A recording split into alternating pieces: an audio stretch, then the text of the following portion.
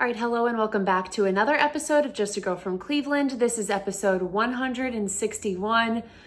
For the first time in many long weeks, the Cleveland Browns have won a football game again, which couldn't say I was going to predict this one. Did not think they had a shot of beating the Ravens, but I am so excited to be able to finally get into a win today. Before we get into a couple of the topics, I did just want to thank anyone who sent over, just kind words about my episode from last week. Sometimes I feel like I'm just yelling into a void on here and like I forget that other people are listening to it. Like I know I put it out there with the intent that people are going to listen to it, but I feel like I'm just kind of talking to myself and expressing my feelings. So to see how many people reached out and felt very seen and heard by how I felt throughout, the last couple of years, and that they, felt the same way. And I'm glad I could do that for people, and hopefully it gave you a little bit of a brighter message going into the week leading up to this game. And now we've got the win to ride off of, so you don't need my words of encouragement anymore. You've got a winning football team as of just this week, but we'll see about next week. So yeah, I just wanted to say that. Thank you if you sent over a kind message or left a kind comment about it. I very much appreciate that. Before we get into football, I did want to mention about the Cavs. So NBA season has obviously kicked off. The Cavs are 4-0 to start the season, which is a very welcomed start. Couple things that I'm really excited about in these first few games. Number one, being Ty Jerome. I think, when you don't have all of your players healthy for quite some time, you start to forget about certain guys and what having them in the rotation again could potentially bring to your team. And I feel like there is a lot of potential there with Ty Jerome to be a backup point guard of the future for this team, and really excited about some of the things we've seen from him so far. I love what we've seen from the core four already. Evan early on, and I think the first 1 or 2 games had some good moments. DG has looked awesome, which is so good to see, especially since all he has been through these last couple of seasons, constantly getting hit in the face, the jaw, all of the issues he has had, which I think have really, affected him longer term more than we want to give it credit for, more than even I want to give it credit for sometimes. I think, you want to put a lot of pressure on these guys when they are stars, but you forget how much these things can affect them, especially when they're coming back mid-season from something where, their conditioning is down, their strength is down, all of those things are down. It's definitely a big deal. So it's really good to see DG looking like himself and the DG that we have grown to love over the years.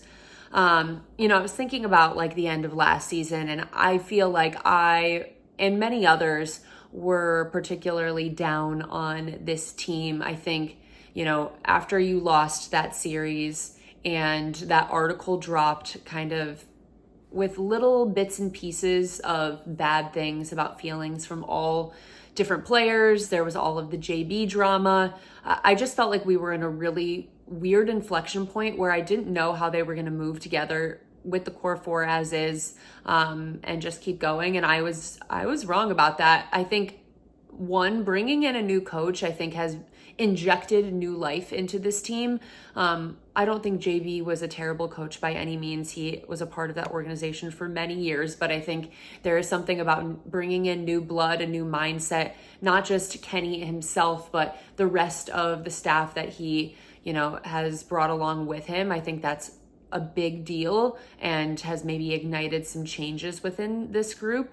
I think towards the end of last season, I also underestimated how important it is to play together for long periods of time without injury, because that team has had a hard time doing that over the last few years. And I know you're never going to avoid that completely. I'm sure members of that core four are going to be injured throughout the course of the season. Members of the rest of the rotation are going to be injured throughout the course of the season. But if they can get more extended stretches of playing together, you just feel better about what they could potentially do in the playoffs. And that makes me really excited about the future for them.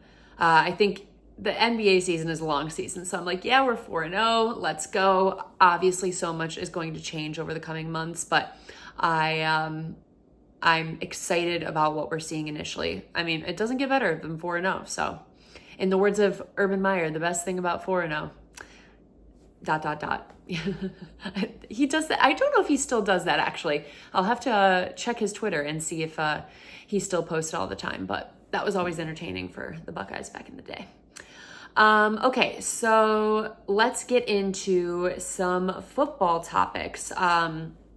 Before we break down the Browns game, gotta touch on the legend, the voice of the Browns for the entirety of my life as a Browns fan. He started as a color commentator for this team in '99 when the team returned. So that has been the entirety of my life as a Browns fan, that Jim Donovan has been calling games in Cleveland. Obviously has had to take a little bit of time off here and there because of his cancer diagnosis, but as soon as at any point that he could be back in that booth calling games, he was back in the booth calling games. And obviously all of you have heard he's unfortunately lost his battle with cancer that he's been fighting for so many years. And honestly, it was heartbreaking. There's not a lot of people like that in sports that are such fixtures, that stay in the same place calling games for that long, that well too. He had such a way with his words. He had so many iconic phrases that he would use in those, incredible games where it came down to the wire, Browns make a big play, pull it out. He always had the most clever things to say in those moments. And, those are the memories that kind of stick with you in your head. I think the one that stands out to most people is the game in Pittsburgh, or against Pittsburgh in 2020, when fans weren't there for COVID, but the Browns were clinching the playoffs for the first time in, I think at that point it had been like 18 years or something like that. It was a long time. And it was a great call. He, it came down to it at the very end. Obviously, Browns were able to clinch it. And the last thing he says in his kind of little monologue that he is giving on his sign off is, the only thing that is missing is all of you, because there were no fans there for that game. And it still gives me chills when I watch that clip, because you could tell someone like him, of course, cared about the game of football and the players and all of that, but he cared so much about the fans. And looking at him at that moment, you could tell he just wished that the fans could be a part of that. And gosh, I'm so happy for him that he got to see them clinch the playoffs last year, and got to be, he was going through treatment for much of last year and didn't get to be around for the entire season. He was still a part of it and got to see all of that happen, and did have an opportunity to come back for a period of time. I'm so happy that he got to experience that. He deserves it more than anyone else. Cares so much about his job and doing the best he can. And look, my story for watching this game this past weekend, I was just watching in my apartment for most of the game.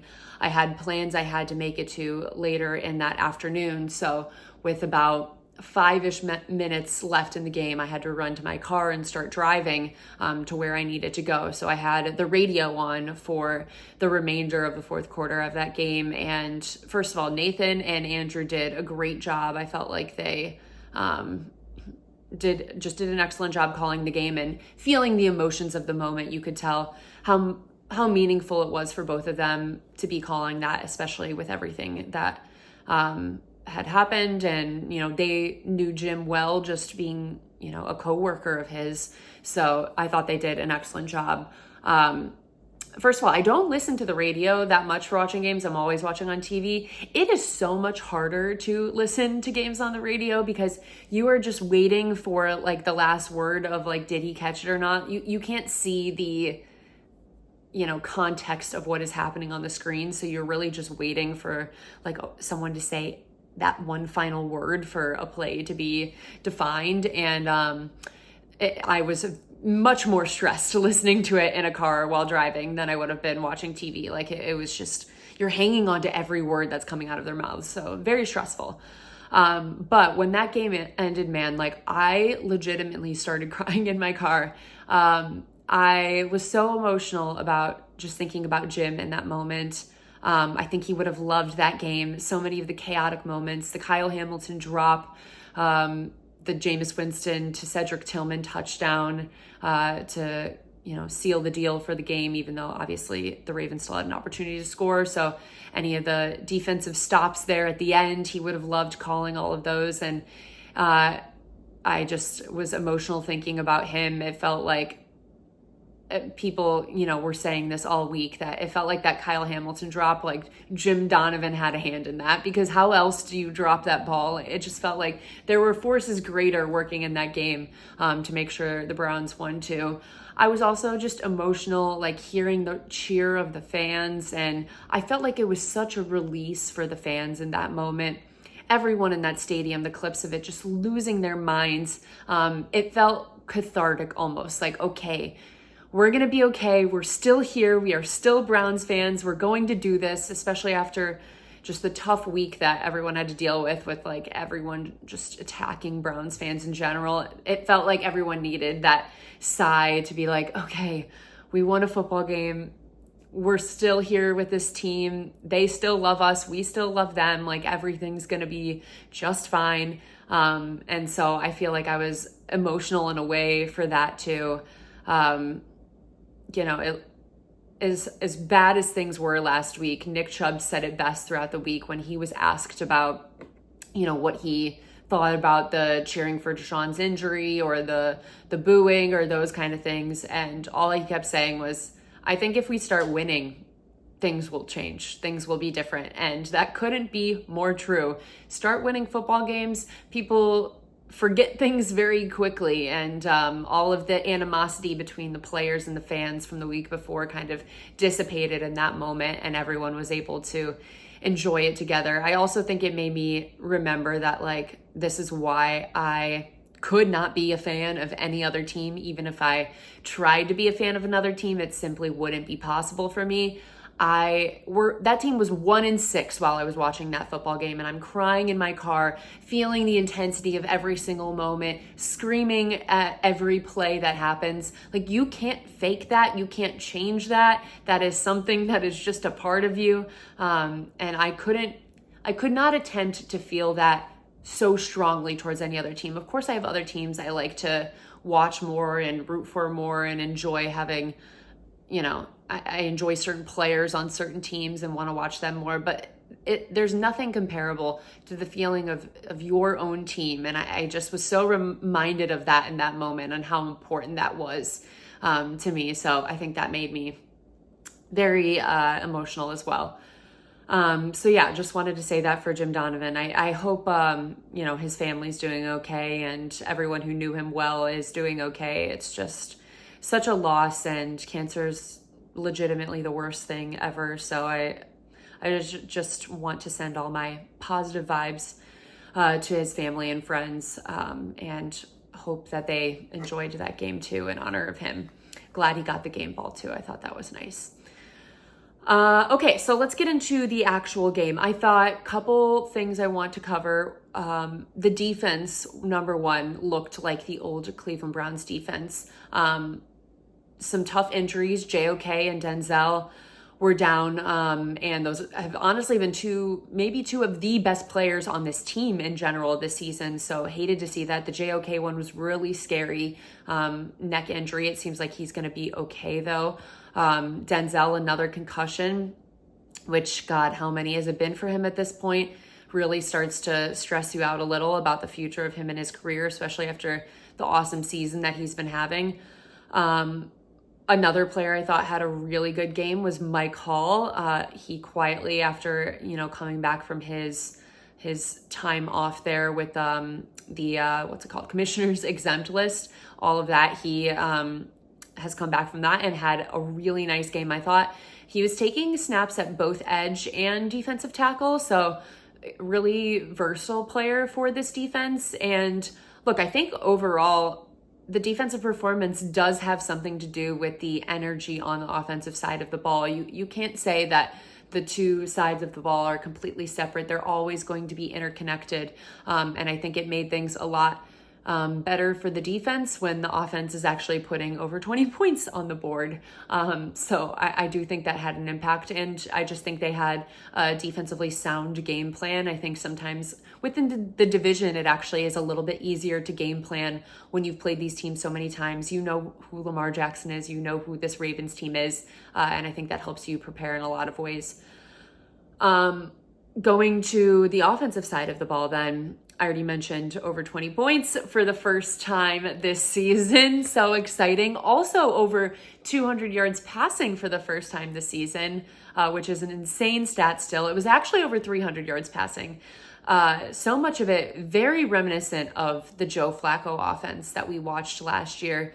I don't think him and Jameis are necessarily the same exact type of quarterback, but I think in a lot of ways, the way they executed the offense was similar. And you also, with both of them, experience some high highs and some low lows that, pushing the ball downfield, incredible throw play that gets everyone excited. Also, those back-breaking interceptions or potential interceptions. You definitely get those from both Jameis and Joe Flacco. As different as they are in some ways, they both have that quality in them. So I think a lot of us were almost comforted in a way of watching those things. But look, I would always rather have someone who's going to push the ball downfield, and you'll take, a couple of those errors here and there, and you live with them because of their ability to make those big plays. So I will always appreciate that. Obviously, I already mentioned that Kyle Hamilton almost interception. It's that, like I said, Jim Donovan was working on that one because I have no idea how he dropped that. And, you just almost know after that happens that the next play is going to be a big play. And that's exactly what it was. Jameis was able to make something happen there. And it was great. Great to see, so many different receivers get involved in the game. You had Tillman, you had Judy, you had Elijah Moore, different guys across the board were having a productive contribution to this game, and that's what you want to see. Again, that felt very reminiscent of the time with Joe Flacco last year when it was Amari, it was David, it was everyone. Everyone was participating, and that felt really good to see that again. I think with Jameis, what was really nice too, other than him pushing the ball downfield, was his ability to get the ball out quickly for the first time this season that we have seen. I think it allowed them to get a lot of different receivers involved because he was doing that. I don't want to just say it was all Jameis. I think the offensive line did look better overall. Obviously, Teller was back. That makes a difference. Switched sides for DeJuan Jones. Overall, I thought the entire group played better, but I think it's a lot easier to play better when they don't have to work so hard on every single play because the quarterback is holding onto the ball for an ungodly amount of time.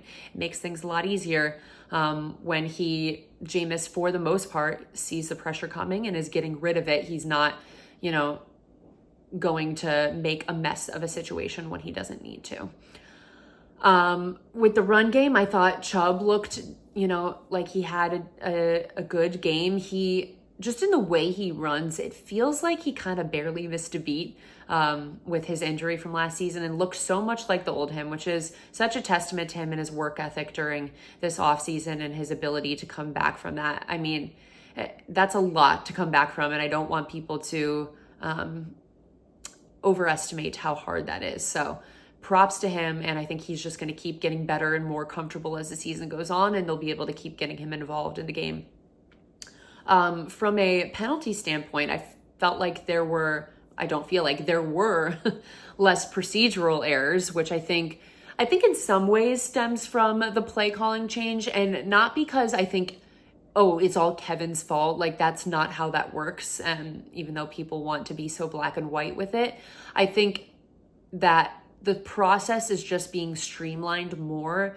They're getting the plays, out there quicker, less room for error, I think, when you are streamlining that process in a better way. So I think that has a lot to do with it. I also think like, not to pile on Deshaun Watson here, but I think there were a lot of instances where he wasn't doing his job as a quarterback to make sure his line was set, because that is something that you need to do as a quarterback.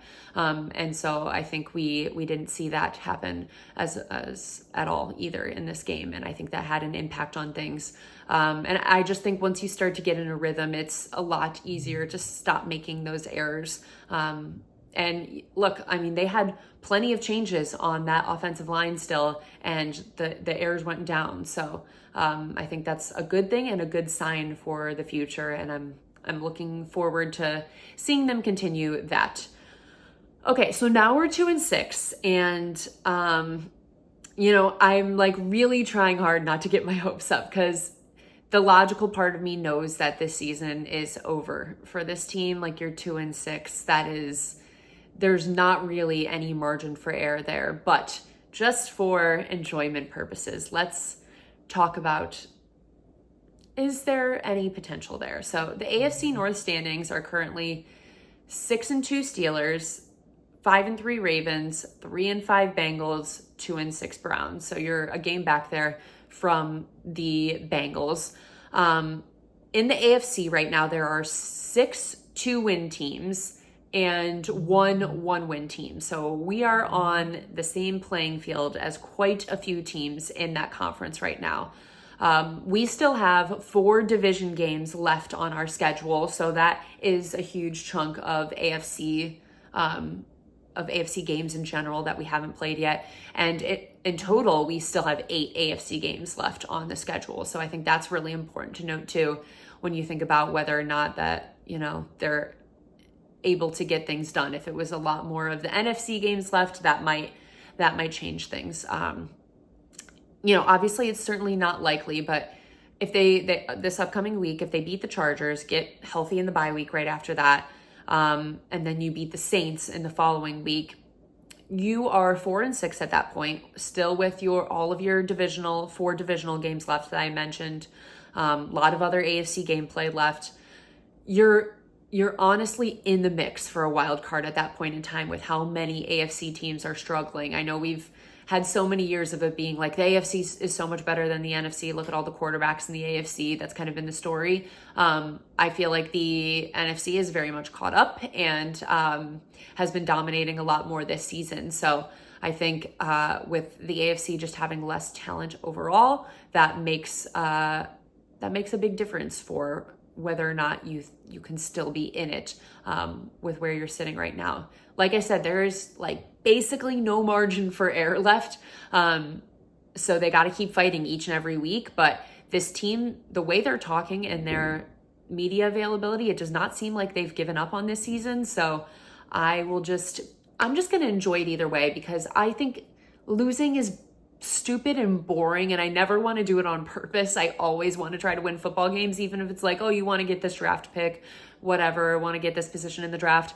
None of that actually ever, I feel like, matters as much as you think it will in the moment. And you can try to project for the future, and then everything gets messed up when you actually get to the draft. So it's your best bet to just go out there and win football games, because I think that's important for the team this year. It's important on building momentum for the future. You should not be just laying down and giving up at any point in time. And I think it's important for the fans too. Like I said, that team was 1-6, and that stadium was acting like they won the Super Bowl in that moment. Like, winning always matters to people. So I think they should keep trying no matter what. Okay, so let's get into my week 9 picks. I didn't give my picks last week because there was just too much darkness to talk about last week, so I didn't even really want to touch on it. But we're going to do picks again this week because we're back to positivity and happiness again. So yeah, let's start at the top. We've got Texans, Jets. I'm taking the Texans. Cowboys at Falcons. I have the Falcons. I feel like the Cowboys, I don't know, they've just shown a lot of bad moments in the last few weeks, and I'm interested to see them potentially implode. Dolphins at Bills. I'm taking the Bills. I love the way that the Bills have been playing lately. They've got so many weapons on that team now. It is crazy. Raiders at Bengals. Taking the Bengals. Chargers at Browns. I know I shouldn't do this. I'm probably going to regret it. I'm taking the Browns. I know I'm like, I gotta don't get your hopes up. Don't believe in what's happening. I'm taking the Browns. Patriots at Titans, taking the Patriots. Commanders at Giants, got those Commanders. What a finish for them against the Bears last week. That Hail Mary was incredible. That Bears player, I forget who it was already, that was just kind of gloating around before the play even happened. He is never going to live that moment down for the rest of his life. That was a tough one, but incredible finish for the Commanders and Jaden Daniels. Saints at Panthers, I'm taking the Saints. Broncos at Ravens, I've got the Ravens. Jaguars at Eagles. Bears at Cardinals, I am taking the Cardinals.